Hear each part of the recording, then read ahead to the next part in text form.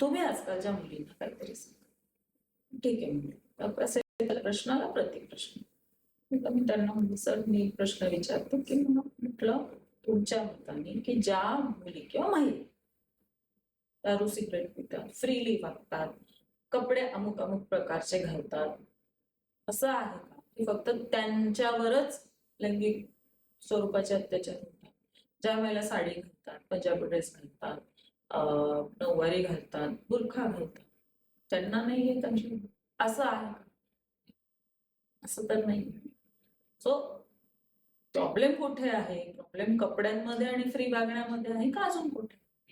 याचा अर्थ असा समजू नये की मी कोणी कसंही वागावं, कसेही कपडे घालावे, कामाच्या ठिकाणच्या संदर्भात याचं समर्थन करते नाही.